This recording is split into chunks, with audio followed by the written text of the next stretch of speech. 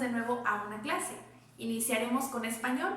Recordarás que vamos a investigar un poco sobre nuestra historia familiar para después escribir un texto narrativo sobre esto.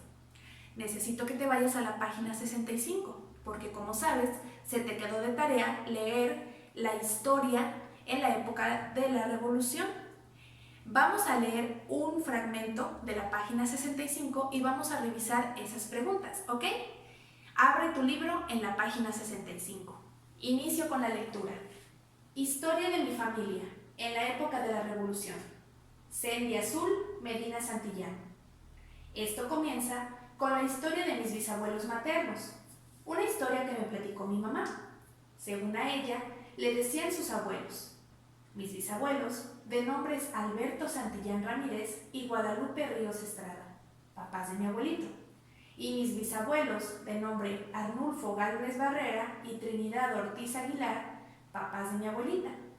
Ellos platicaban que en la época de la Revolución llegaban los zapatistas, quienes se querían llevar a toda jovencita simpática, pero los padres de las jóvenes no lo permitían, y para impedir que se las llevaran, las escondían haciendo algunos sótanos, y cuando se retiraban los zapatistas, ellas salían.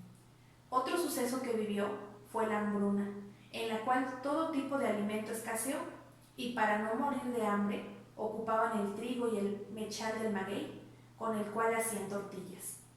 También vieron la enfermedad de la viruela loca y la peste, en el cual murieron muchas personas, y las que no murieron quedaron marcadas de la misma enfermedad. Como te percatas, esta historia sigue hasta la siguiente página. Por motivos del tiempo en nuestro video, vamos a responder las preguntas, o más bien revisar porque tú ya las hiciste.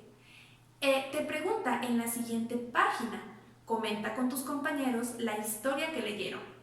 ¿Qué más te gustaría saber sobre esa familia? Escribe tus preguntas. Bueno, aquí por ejemplo, yo tuve una pregunta de este texto. ¿Por qué razón desconoce el nombre de sus bisabuelos maternos? Porque en una parte menciona que no conoce el nombre de sus bisabuelos. ¿Por qué sería? Tal vez porque murieron, tal vez porque no los conocieron, entre otros. Esas preguntas tú mismo las debiste crear de la lectura. Ok, vamos a pasar ahora al recuadro en color azul y verde, en donde te dice, ahora analiza algunas características del texto, historia de mi familia, y responde las preguntas. Primera pregunta, ¿quién escribe el texto? Bueno, como te podrás percatar, en la parte del título abajo, la persona que escribe el texto es Sendy Azul Medina Santillán. Esa es tu respuesta. Después, en la segunda pregunta, ¿qué busca la autora al narrar esta historia? Bueno, lo que busca esta autora es que conozcan la historia de su familia, ¿ok? Eso es el propósito de que ella escribiera ese texto. Última pregunta. Te menciona, ¿cómo narra los sucesos que le ocurrieron a su familia? Bueno, ella cuenta todo en el tiempo pasado, ¿ok? Esa es la respuesta, en tiempo pasado, porque lo que le ocurrió a sus abuelos y a sus bisabuelitos no fue hoy, fue en tiempo pasado. Pero eso lo vamos a conocer en los próximos días.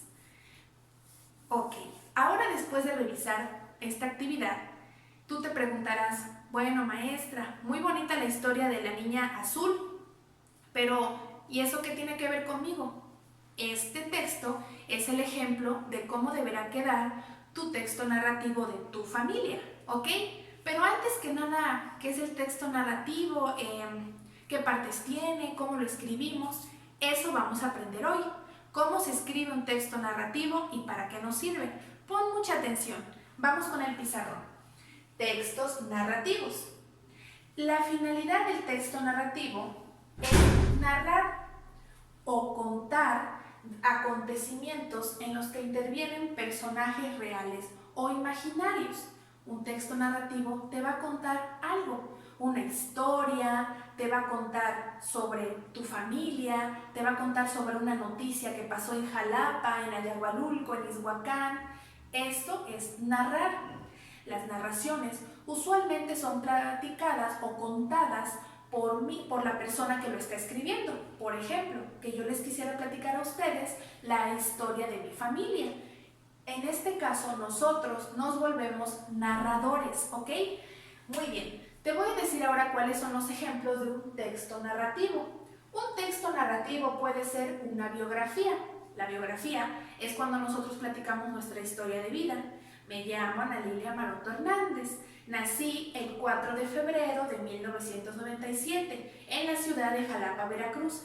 Esto es la biografía, narrarles a ustedes la historia de mi vida, ¿ok? Todos pueden hacer biografías, así sean pequeñitos, ¿ok? Los cuentos es otro ejemplo de texto narrativo, solo que en los cuentos los personajes son imaginarios.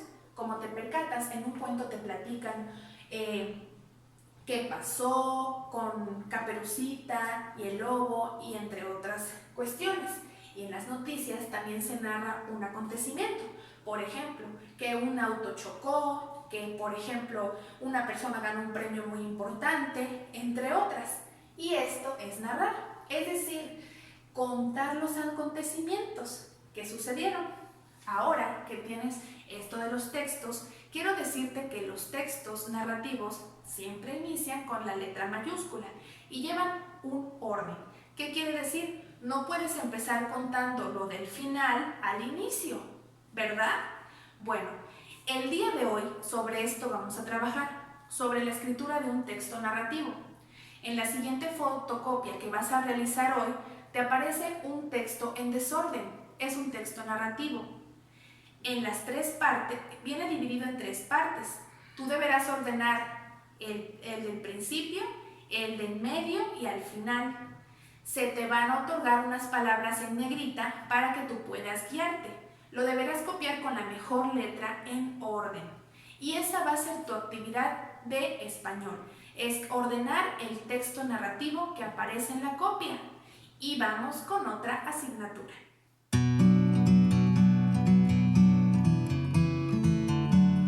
Es momento de pasar a matemáticas. Te pido que abras tu libro en la página 52. Aquí observarás a un niño en un bosque. Él tiene animales a su alrededor y objetos. Tienes que observar muy bien cuáles están cerca de él y cuáles están más lejos. ¿Por qué? Porque abajo vas a responder un cuadro. En este cuadro de color rosa te hacen preguntas referentes a la imagen y tú debes de comparar y escribir la respuesta. Vamos a hacer la primera. ¿Preparado?